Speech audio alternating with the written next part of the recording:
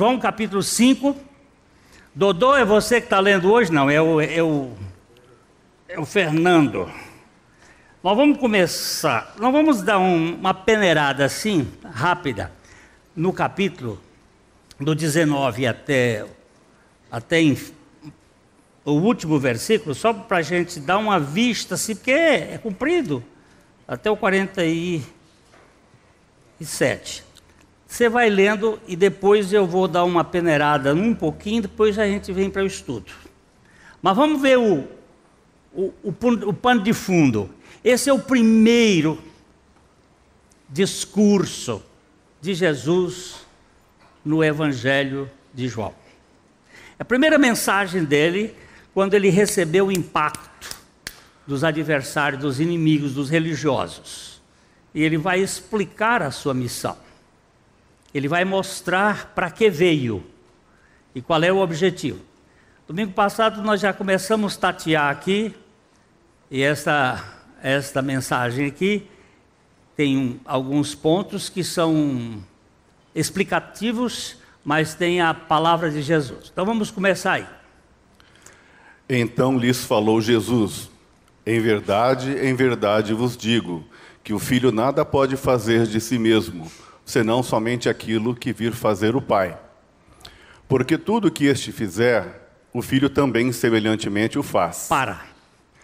Desce um pouquinho, vamos para os versos 17 e 18, só para ter um pouquinho, o 17. Mas ele lhes disse: meu Pai trabalha até agora, e eu trabalho também. Por isso, pois, os judeus ainda mais procuravam matá-lo, porque não somente violava o sábado, mas também dizia que Deus era seu próprio Pai, fazendo-se igual a Deus. A crise veio porque Jesus curou um paralítico no sábado. O sábado era mais importante do que as pessoas. E Jesus inverte, mostrando que as pessoas são mais importantes do que o sábado. E ao fazer isto, ele gerou uma crise. Então, o verso 19, que já foi lido, pode ir para o 19, ele diz, Jesus começa, então, ele começa a falar.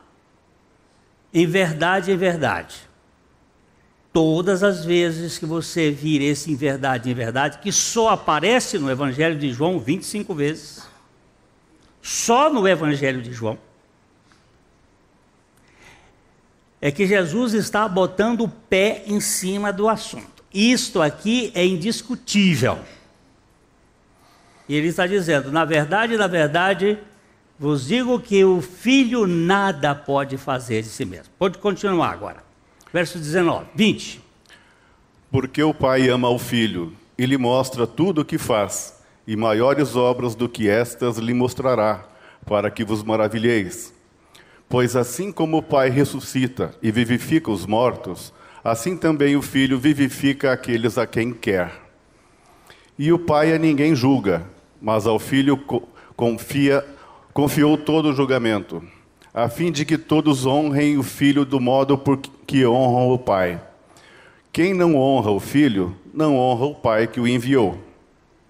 Em verdade vos digo, quem ouve a minha palavra e crê naquele que me enviou, tem a vida eterna, não entra em juízo, mas passou da morte para a vida.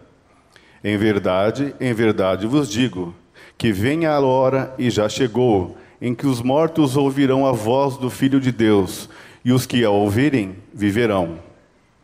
Porque assim como o Pai tem vida em si mesmo, também concedeu ao Filho ter vida em si mesmo, e lhe deu autoridade para julgar, porque é o Filho do homem.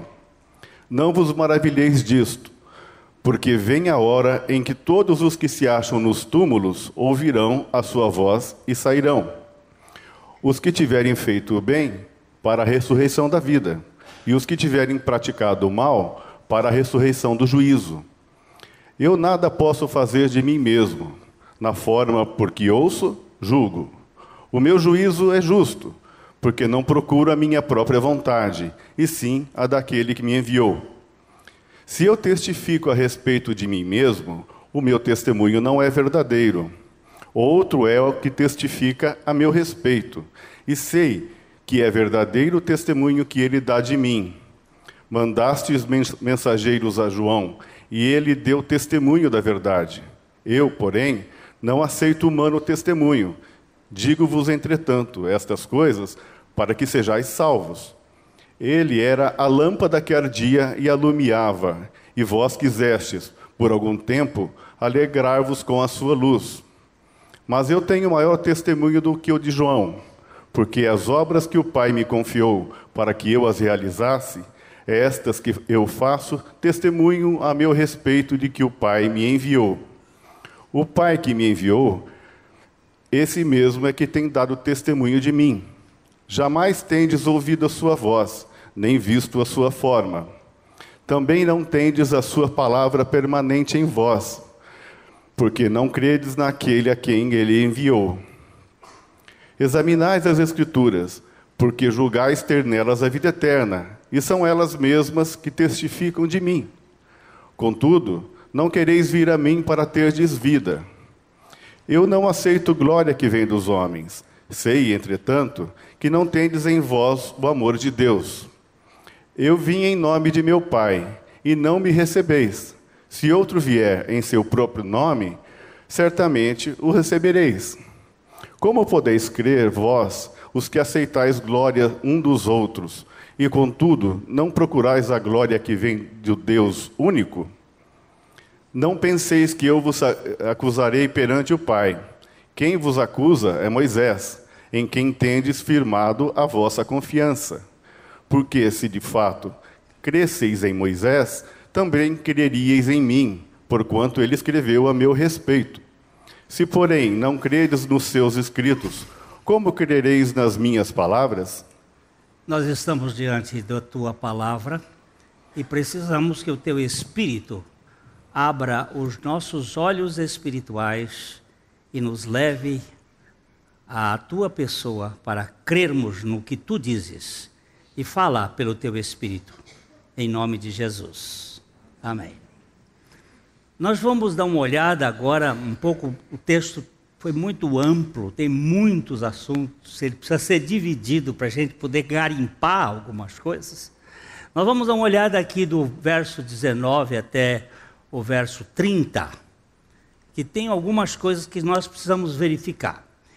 Jesus mostra que ele não é uma pessoa independente, que ele não trabalha por conta própria, que ele veio a este mundo para realizar uma tarefa ligada ao Pai. Como já vimos isso domingo passado, essa aqui é a quinta vez que ele diz no Evangelho, na verdade vos digo. São 25, e aqui é a quinta vez, ele sempre fala isso quando está falando com alguém. Ele diz verdadeiramente, e é interessante que a palavra hebraica, que deu origem à palavra grega, é emeth. E essa palavra emeth, ela é composta de 3 letras, Aleph, Mem e Tau. O tet. A primeira, a do meio e a última palavra do alfabeto hebraico. Essa palavra amém, em grego, é que significa aquilo que compõe todo o alfabeto. A verdade de Deus é de ponta a ponta. É uma coisa certa. Na verdade eu te digo, é o quê? Eu vos digo que o filho nada pode fazer por si mesmo. Ele vai fazer aquilo que o Pai faz e aquilo que o Pai determina. Ele só faz aquilo que vira o Pai fazer, porque tudo que este fizer, o Filho também semelhantemente o faz. Jesus era o Filho do homem, Cristo é o Filho de Deus, Cristo é o esvaziamento de Deus, mas totalmente Deus, na pessoa de Jesus, 2 naturezas numa só pessoa. Ele é o único Salvador do mundo, verdadeiramente Deus, verdadeiramente homem, 100% Deus, 100% homem, mas um Deus encolhido dentro de um homem totalmente dependente do Pai. Isso vimos domingo passado. E ele vai dizer aqui no verso 20, porque o Pai ama o Filho, ele mostra tudo o que faz, e maiores obras do que estas lhe mostrará, para que vos maravilheis. Eu vou andar um pouquinho mais e depois a gente vai voltar para esse versículo para ver quais são as coisas maiores que Jesus fez. Ele disse que curar um paralítico que estava 38 anos na fila do SUS, esperando que alguém lhe desse uma chance, porque dos 3 categorias que a Bíblia usa de enfermos, cegos, paralíticos, cegos, mancos e paralíticos, o paralítico nunca ia, o paralítico era como o Rubinho Barrichello, ele estava sempre atrás, nunca ia chegar, ele era, o cego chegava primeiro do que o manco, porque era cego, mas ele ia, o manco era manco, o paralítico não saía do lugar. E ele disse para Jesus que estava ali, Jesus descobriu que ele estava há 38 anos e ninguém se interessava por ele. Por isso que essa cura é chamada a cura da graça. Graça é quando Deus faz tudo em favor daquele que não merece nada. E quando Jesus vai mostrar aqui coisas maiores. Quais são essas coisas maiores do que curar um paralítico? Tem aí um pouquinho dele no texto. Ele diz assim: pois assim como o Pai ressuscita e vivifica mortos, assim também o Filho vivifica aqueles a quem quer. Não só a ressuscitação de um corpo, porque aqui não está falando da ressuscitação, porque Jesus teve 3 ressuscitações no seu ministério. Alguém se lembra quais foram as ressuscitações do ministério de Jesus? É bom, dom. Ela disse o filho da viúva, Lázaro e a filha de Jairo. A ordem é a filha de Jairo, a filha da viúva e Lázaro. Por que essa ordem? Porque uma era morta fresquinha. A filha de Jairo acabou de morrer, era defunto quente. A filha da viúva era defunto de um dia. E Lázaro era defunto de 4 dias. E Jesus ressuscitou, ou fez a ressuscitação e não ressurreição. Porque nenhum deles foi ressuscitado, no sentido de ressurreição. Eles voltaram a viver a mesma vida que tinham antes. Ressurreição é quando você ganha a vida que você não tinha antes, que é a vida que ele teve. Jesus é o primeiro, é o primogênito dentre os mortos. Mas eles voltaram. E ali mostra o grau da morte humana. Essas 3 ressuscitações falam do grau da morte espiritual do homem. Tem gente que você sabe que ele está morto espiritualmente, ele está morto, mas você bota a mão nele, está quente. Ele tem moralidade, ele tem ética, ele tem coisas bonitas, só que ele não tem vida espiritual. Isso é o tipo da filha de Jairo. Está morta, mas ainda você pensa que ele está vivo, que tem calor, tem amor, um amor, vamos dizer, relacional com as pessoas. Tem o outro segundo grupo, é o filho da viúva, que é defunto de um dia, já está frio, mas não está podre. É esse ser humano morto espiritualmente, mas ainda não fede. Ele não tem um caráter sórdido, podre, mas tem o Lázaro. E o Lázaro aqui tipifica o morto espiritual que chegou à degradação absoluta, está podre. É o homem asqueroso, nojento. Essas 3 ressuscitações de Jesus poderiam ser colocadas aqui, pois assim como o Pai ressuscita e vivifica mortos, assim também o Filho vivifica aqueles a quem quer. Mas o que creio não se trata propriamente de ressuscitação de defunto, mas de ressurreição de morto espiritual. Aqui está falando que Jesus é aquele que tem da autoridade do Pai o poder de dar vida, porque ele tem vida em si mesmo. Vocês se lembram que os magos que resistiram a Moisés no tempo da libertação do povo de Israel do Egito, houve 2 magos chamados Janes e Jambres, segundo o apóstolo Paulo cita na carta a Timóteo, que eles resistiram a Moisés. Estes magos, aquilo que Moisés fazia, eles faziam também. Moisés jogou a vara dele no chão, virou uma cobra.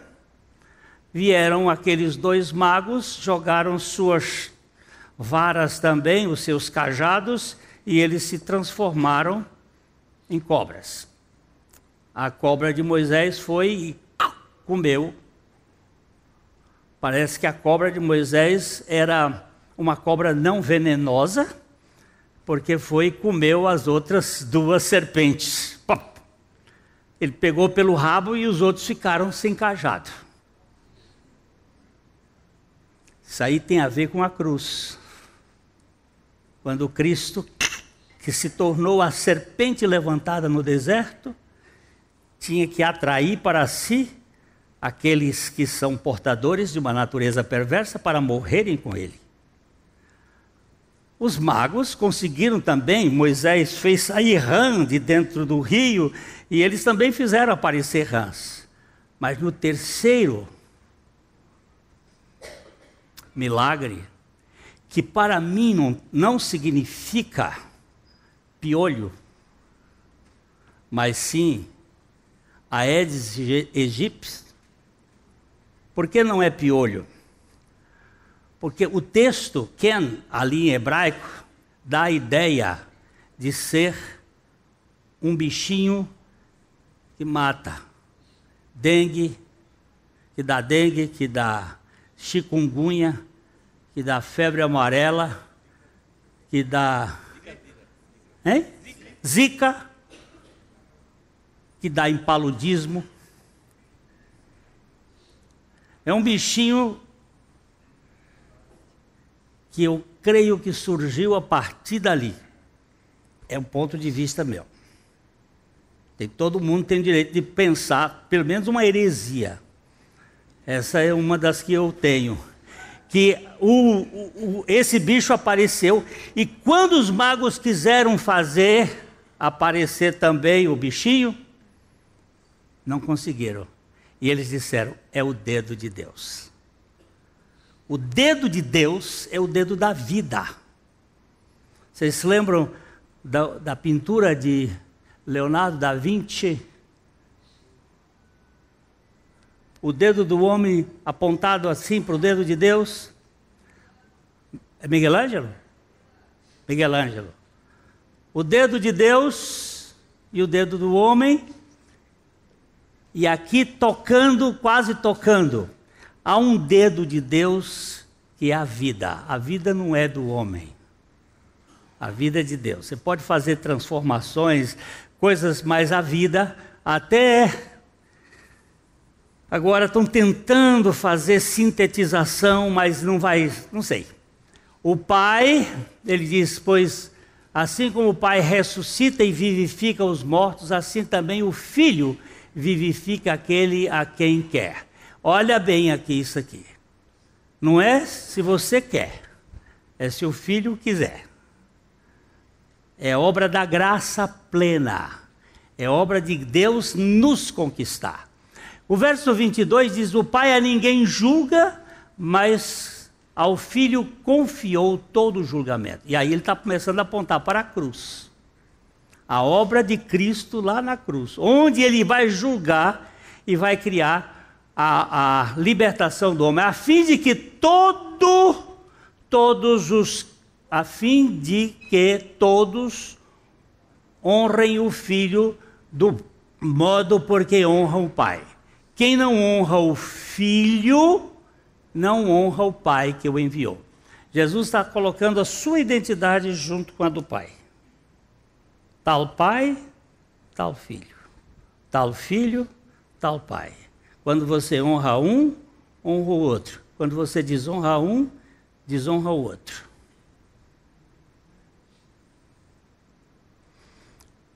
Perguntado a uma pessoa recentemente: você crê em Deus? Sim, creio. Você crê em Jesus? Que conversa de Jesus? Isso é invenção. Porque aí é que está o problema. E aí é que está o problema. Em verdade, essa é a sexta vez, eu vos digo: quem ouve a minha palavra e crê naquele que me enviou, tem vida eterna. Não entra em juízo, mas passou da morte para a vida. Quem ouve? Você prega e alguém ouve. Eu não sei quem ouve, não sei porque ouve, não sei quando ouve. Eu sei que quando eu prego, alguém vai ouvir. Por isso, eu não sabendo a quem, eu prego para todo mundo. Ide por todo mundo e pregai o evangelho a toda criatura. Quem crê? Como é que crê? Ouve a palavra. E quem é que ouve a palavra? Aquele que tem ouvido para ouvir, ouça. Ouve. E aí ele disse: aquele que ouve a minha palavra e crê naquele que me enviou, tem a vida eterna, não entra em juízo, mas passou da morte para a vida. A sétima vez, em verdade vos digo que vem a hora, isso não é hora de relógio, vem a hora e já chegou, porque Jesus estava ali. Ele é a hora. Você vai ver que ele vai dizendo isso no início, quando Maria foi, ele diz: não chegou a minha hora. Não chegou a minha hora. Não chegou a minha hora. Ele diz: mas vem chegar a minha hora. Esta hora é a hora do Calvário. É a hora onde ele vai tratar com a humanidade. E ele diz aqui: em verdade eu vos digo que vem a hora, e já chegou, em que os mortos ouvirão a voz do Filho de Deus, e os que a ouvirem viverão. De repente você prega a palavra de Deus, e aqueles que ouvirem viverão. Quantos defuntos tinham no cemitério onde Lázaro estava enterrado? Porque Jesus ressuscitou, ou fez a ressuscitação da filha de Jairo na casa.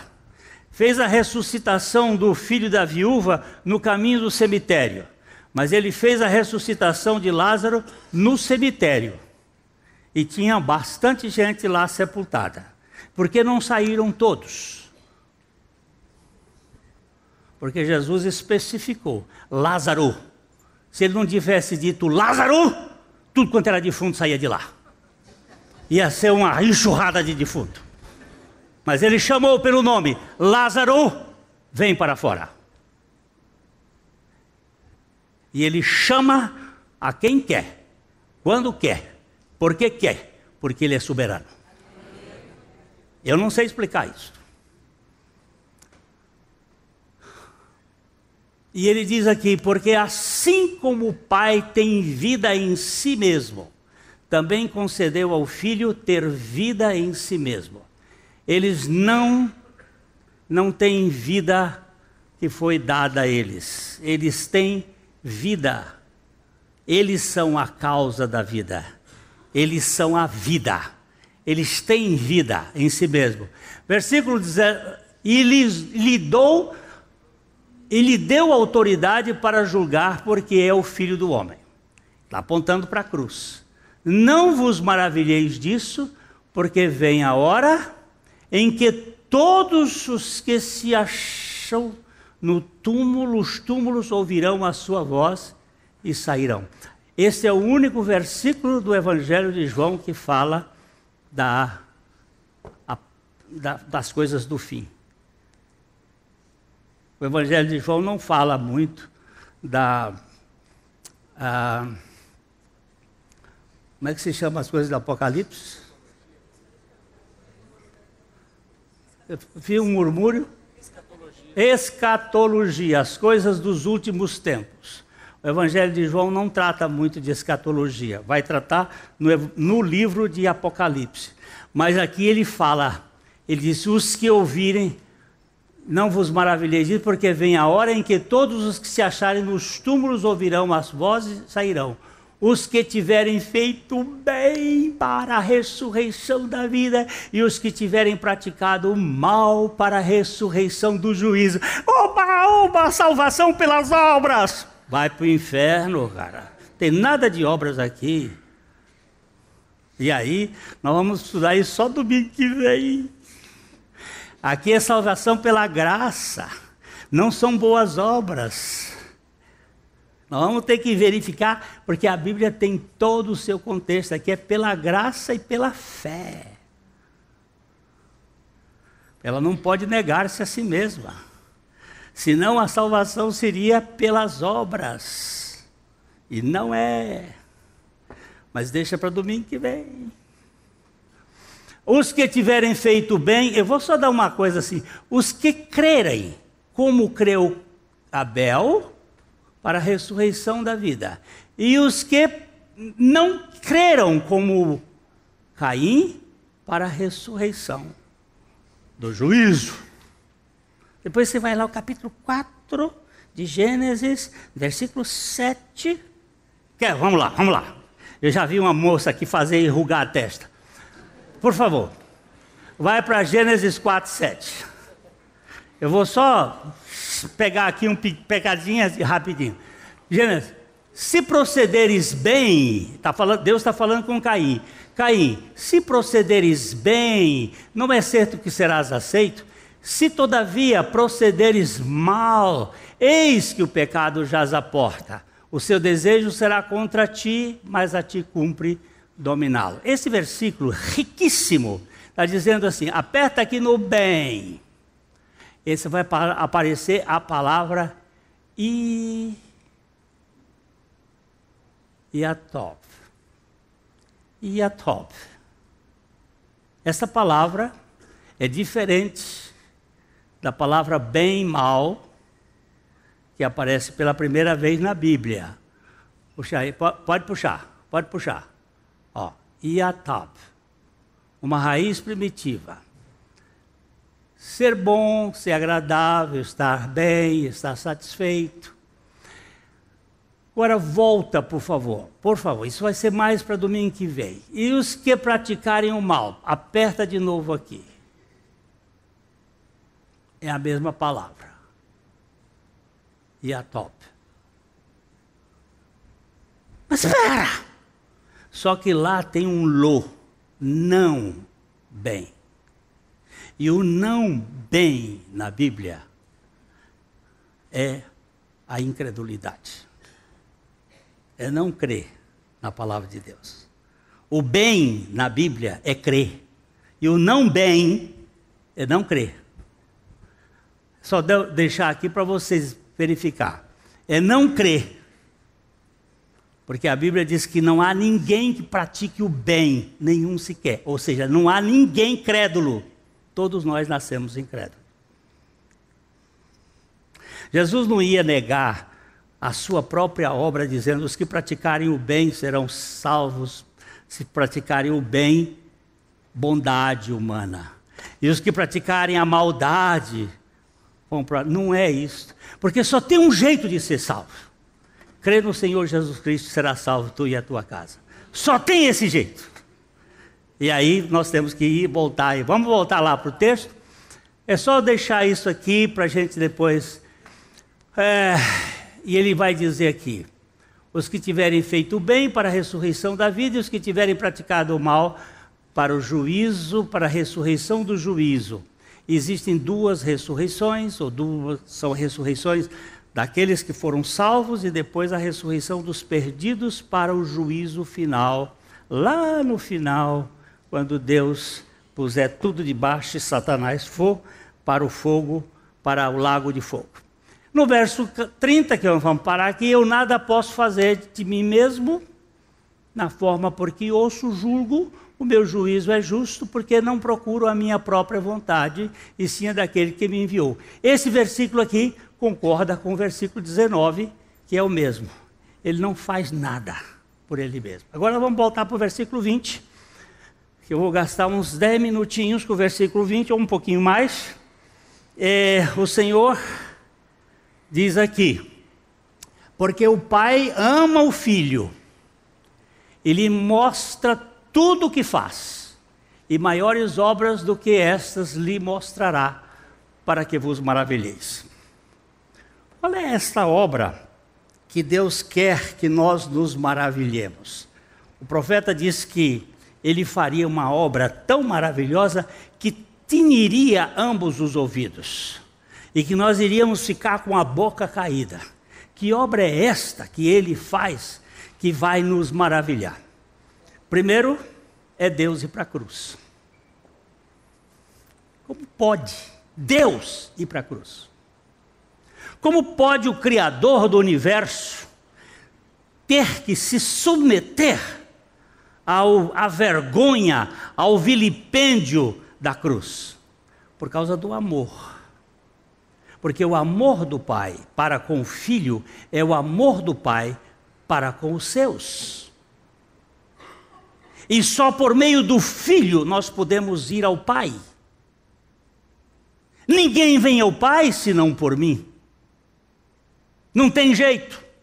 Não tem Maria, não tem José. Aliás, essa semana eu fui surpreendido com o Espírito Santo me mostrar que a fé de José deve ser considerada superior à fé de Maria. E fui muito loucamente para a Bíblia: Senhor, o que o Senhor está me dizendo?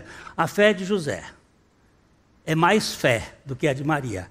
Porque Maria, quando ficou grávida, ela soube que ficou grávida, sem nenhuma relação sexual.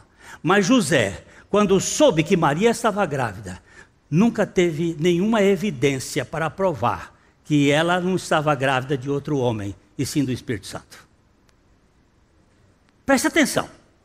Maria nunca foi num motel. Ela nunca teve relações sexuais com homem algum. E quando ela ficou grávida, ela foi saber que ela estava grávida. As funções orgânicas começaram a mostrar. Mas José, o anjo que falou com ele, falou de noite, num sonho, dizendo: não se perturbes, porque o que está em Maria é do Espírito Santo. Como é que eu posso provar? Como é que eu posso constatar que é do Espírito Santo? Ele nunca teve esse privilégio. José viveu pela fé o tempo todo. E que cara, que homem distinto. Eu tiro o chapéu para ele.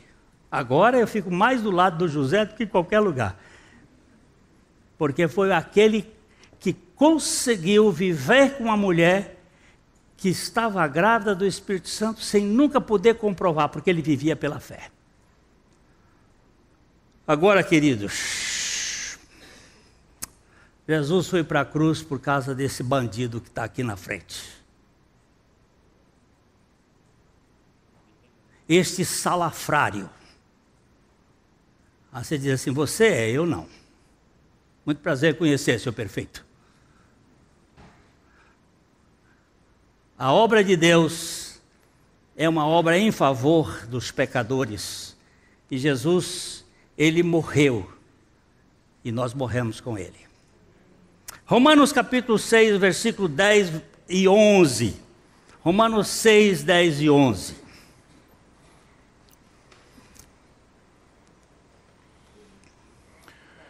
Pois quanto a ter morrido, de uma vez para sempre morreu para o pecado, mas quanto a viver, vive para Deus.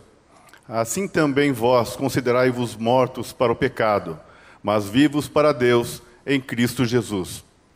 Quais são as obras maiores que ele fez? Quais são as obras maiores que Jesus iria realizar? Deus morrendo pelo pecado. Porquanto, ele está falando de Cristo, pois quanto a ter morrido Jesus na cruz, de uma vez para sempre morreu para o pecado. Que pecado? Ele nunca pecou. Qual é o pecado, Senhor? De quem era o pecado que ele morreu? Preste bem atenção na Bíblia, ele não disse pelos pecados, mas para morrer para o pecado. Ele não está falando aqui de pecados do fruto do limoeiro, ele está falando do limoeiro. Ele morreu para o pecado, no singular. E o pecado é aquele que nós herdamos de Adão, a rebeldia, a incredulidade, a falta de fé. Ele morreu para o pecado, para o pecado, pois quanto a ter morrido de uma vez para sempre morreu para o pecado, mas quanto a viver, vive para Deus. Como é que se vive para Deus? Pela fé. Jesus foi um homem 100% de fé. Ele viveu pela fé. Ele andou pela fé. Ele morreu pela fé. E ele creu que o Pai iria ressuscitá-lo dentre os mortos. Porque na ressurreição Jesus não fez absolutamente nada. Ele estava morto. E um morto não faz nada. Ele foi ressuscitado. Jesus não ressuscitou. Jesus foi ressuscitado. Sempre é voz passiva.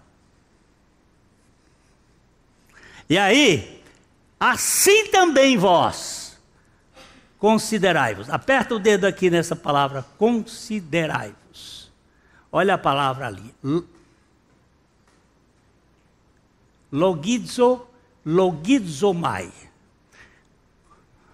Doutor Joaquim Scarpim, o que eu faço com um documento que eu tenho de contabilidade? Eu tenho um documento, o que eu faço depois para esse documento ser válido? Registrar, não é? Essa é a palavra aqui. Logizomai é a palavra que diz recontar, contar, computar, calcular, conferir. Você tem que verificar. Eu não posso botar na contabilidade uma conta se eu não tiver um documento. Só quem faz isso é o governo. Mas gente séria não faz. Não cria conta. A conta tem que ter um documento. E aí ele diz assim, ó, se Cristo morreu, considere-se morto com Cristo. Você tem o documento. A morte dele é a sua.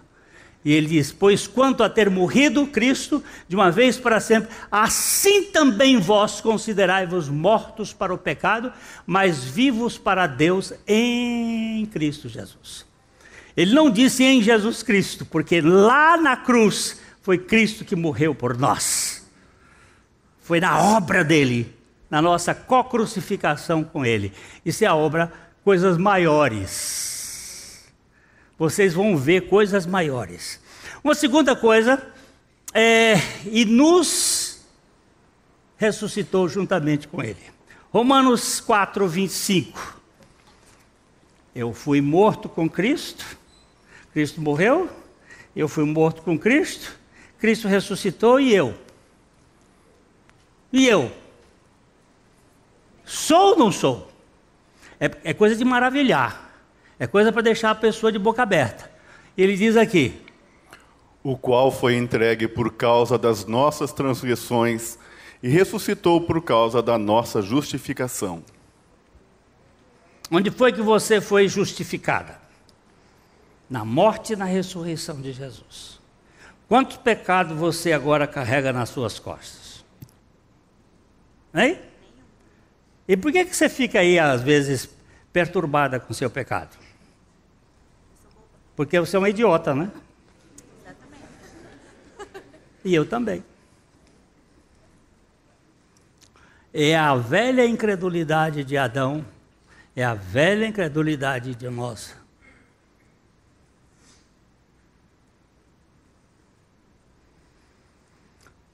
Já contei no passado essa história, mas vou contar ela de novo. O velho Mousa era um escravo, final do século XIX, cortador de lenha, acostumado a cortar lenha. Estamos aí no século XIX, não tinha gás para cozinha. E o Mousa era escravo já velho, cortava de machado, rachava lenha, botava lá para cozinhar. O patrão dele disse: Mousa, você já está velho, Mousa, você agora vai ser um dos donos da fazenda como eu. A fazenda é sua, é minha, você criou as crianças, ajudou a criar as crianças. Mousa, você vai cuidar de tudo aqui da fazenda, você e eu. Nós somos criados juntos. Só, Mousa, você está vendo esse baú aqui? Você nunca vai mexer nesse baú. Sabe por que ele falou isso? Porque um dia o Mousa estava cortando a coisa e dizia assim: maldito Adão, maldito Adão, se não fosse por você, eu não estaria aqui cortando lenha. Maldito Adão. Botando toda a culpa do Adão. Aí o patrão dele, o dono dele, o senhor dele resolve dizer para ele: agora você está livre. Agora, moça, esse baú aqui você não mexe. A chave dele está aqui, ó. Mas você nunca toque nesse baú. E ele ficou todo feliz, agora não cortava mais lenha, passeava, almoçava na mesa junto com o patrão e o dono dele. Agora ele conversava os assuntos. Um dia o patrão diz assim: moça, eu vou lá para o Tennessee, para a cidade tal, e você vai ficar tomando conta da fazenda. Ok. Aí ele ficou fazendo as coisas que era acostumado. Um dia ele passou na frente do baú. Por que será que eu não posso abrir esse baú? Ah, também não interessa. A segunda vez passou. Uma vez ele não aguentou. Sozinho na casa, quem é que vai ver? Foi lá, pegou a chave, abriu. Quando abriu, tinha um bilhete assim: Mozart, seu velho safado, nunca mais culpe Adão pela sua natureza. Pega o machado e vai cortar lenha.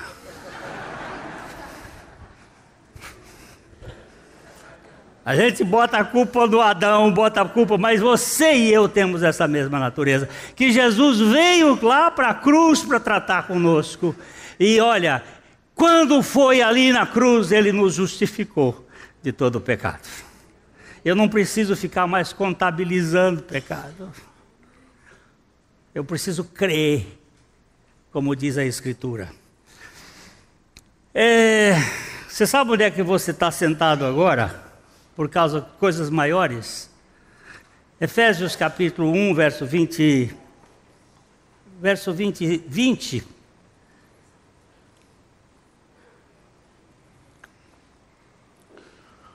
O qual exerceu ele em Cristo, ressuscitando-o dentre os mortos e fazendo-o sentar à sua direita nos lugares celestiais. Por favor, por favor. Vamos ler o versículo.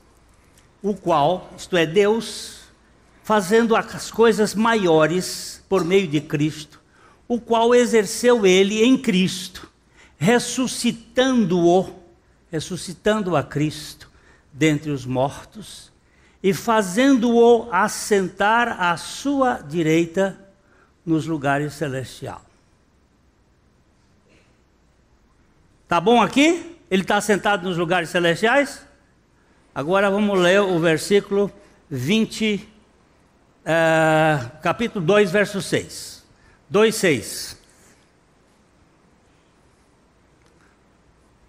Como é que está no 2:6? E juntamente com ele, nos ressuscitou e nos fez assentar nos lugares celestiais em Cristo Jesus. Onde é que você está? Agora, nesse exato momento. 7h56. Onde é que você está? Você diz assim: estou assentado no banco da Igreja Batista em Londrina. É só aí? Isto é fato que você está. Eu estou em pé. É fato que você está sentado. Mas eu estou assentado nos lugares celestiais em Cristo Jesus. Como é que você sabe disso? Pela palavra de Deus. A fé é crer na palavra de Deus. Não é no meu sentimento. O meu sentimento muda. Não é no meu entendimento. O meu entendimento é curto. Eu creio na palavra de Deus. Assim como ele disse. Estamos nos lugares celestiais em Cristo Jesus. Ele morreu. Deus na cruz é um absurdo. Mas é verdade, que ele morreu porque eu precisava morrer. Ele ressuscitou para me dar vida e me colocou numa posição nos lugares celestiais. E sabe o que ele fez? Ele me fez perfeito nele. E agora? Hebreus capítulo 5, verso 9. Esse texto é tão lindo.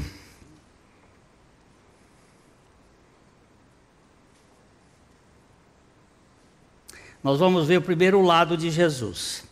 Vamos ler um pouco para trás. Vamos começar no verso 7 até 9. Ele, Jesus, nos dias da sua carne, tendo oferecido com forte clamor e lágrimas, orações e súplicas a quem o podia livrar da morte, e tendo sido ouvido por causa da sua piedade, embora sendo filho, aprendeu a obediência das coisas que sofreu, e tendo sido aperfeiçoado, tornou-se o autor da salvação eterna para todos os que lhe obedecem. Vamos apertar o dedo no obedece aqui, só para ver o que diz aí. Hihi! É isso mesmo. Pode apertar. Hipakuo. O verbo kuo, ouvir. Vamos ver agora aqui, ó. Hipakuo. Alguém que toca a porta e alguém que atende a porta. Quando toca a porta, ele vem ouvir. Hipakuo significa não simples passividade, é obediência diante daquilo que ouve do Senhor. Ele vai mostrar. Embora sendo filho, aprendeu a obediência pelas coisas que sofreu, e tendo sido aperfeiçoado, tornou-se o autor da salvação eterna para todos que atendem à porta. Aí eu acredito em Jesus. Você foi na porta recebê-lo? Como o único? Você está pronto a obedecê-lo?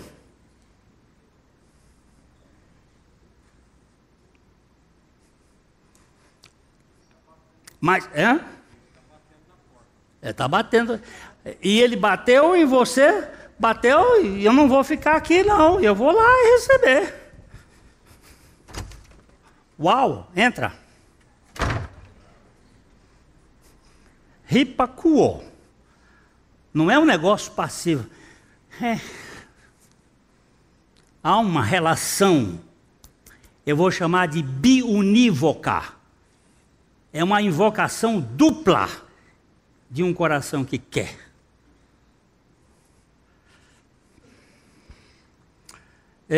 Vamos olhar o outro texto em Hebreus, eu vou parar aqui. Hebreus 10, 14. Tenho mais 2 pontos, mas vamos parar, para não ficar muito extenso. Hebreus 10, 14. Porque, com uma única oferta, aperfeiçoou para sempre quantos estão sendo santificados. Ele não só foi aperfeiçoado, como com uma única oferta, ele aperfeiçoou para...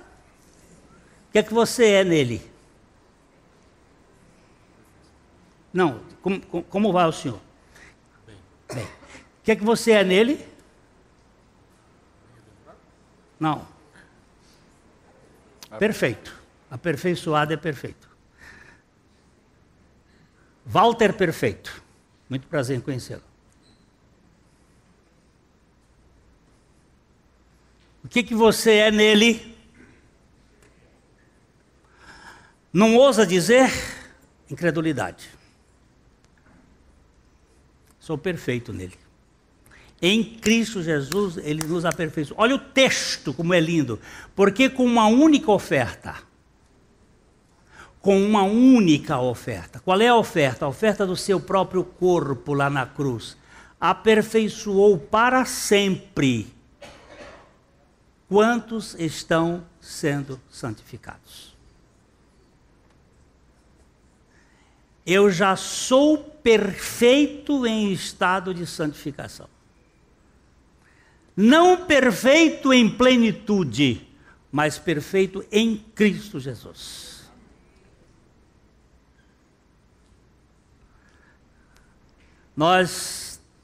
Isso não assusta? Vamos voltar para o verso 20 do capítulo 5 de João, só para ver. Eu citei 4, mas são 6. Para não puxar muito. Porque o Pai ama o Filho e lhe mostra tudo o que faz, e maiores obras do que esta lhe mostrará, para que vos maravilheis. Não é para que ele se maravilhe, é para que nós nos maravilhemos. Qual é a coisa que me faz maravilhado? É que ele morreu e que eu morri com ele. É que ele ressuscitou e que eu fui ressuscitado com ele. É que ele está sentado nos lugares celestiais e que eu estou sentado juntamente com ele. É que ele foi aperfeiçoado. E eu não entendo como é que ele pode ter sido aperfeiçoado, mas foi aperfeiçoado pelo sofrimento, ao se submeter toda aquela obra. E eu fui aperfeiçoado no sacrifício dele. Você quer coisa para deixar a gente mais maravilhado? Assusta. Deixa de boca caída. E sabe por que ele fez isso? Porque ele ama o Filho.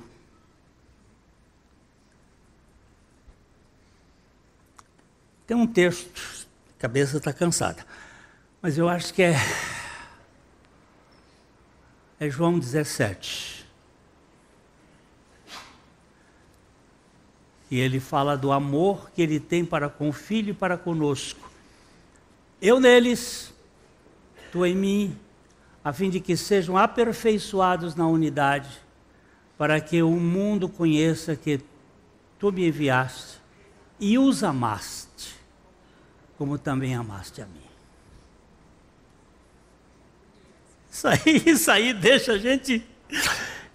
Por causa do amor dele pelo Filho, ele me amou, porque ele me amou, ele deu. Morreu por mim, me fez morrer nele, ressuscitou por mim, me fez ressuscitar nele, me fez assentar no lugar celestial juntamente com ele e me aperfeiçoou para sempre. E você fica assim, o que Cristo fez? Qual foi a obra que ele fez? Eu queria ver ele ressuscitar defunto, eu queria ver ele andar sobre as águas. Meu amigo, isso é pichote. Curar aquele paralítico de 38 anos é coisinha. O mais espetacular é ele pegar um cara como você e fazer uma nova criatura. Por isso que o velho hino diz assim, das maravilhas, a maior que está acontecendo no céu, na terra, é ele mudar a minha natureza. Não tem coisa maior. Este é o evangelho que dá alegria, não dá? Não dá? Santo Espírito, abre os nossos corações para crermos na Tua palavra e descansarmos na Tua suficiência. A Livraria PIB Londrina procura selecionar cuidadosamente seus títulos e autores a fim de oferecer um conteúdo alinhado com o Evangelho de Jesus Cristo. Bíblias, livros de teologia, devocionais, literatura infantil, biografias, comentários bíblicos e muito mais. Dispomos também de um acervo de CDs e DVDs das mais de 5.000 mensagens ministradas na Primeira Igreja Batista em Londrina. Visite a Livraria PIB Londrina e conheça ainda mais. Livraria PIB Londrina, de segunda a sexta, das 13h30 às 18 horas. Endereço na Avenida Paraná, 76A, próximo ao Calçadão, bem no centro de Londrina. Ligue para 3372-8921 ou acesse o site www.livrariapiblondrina.com.br.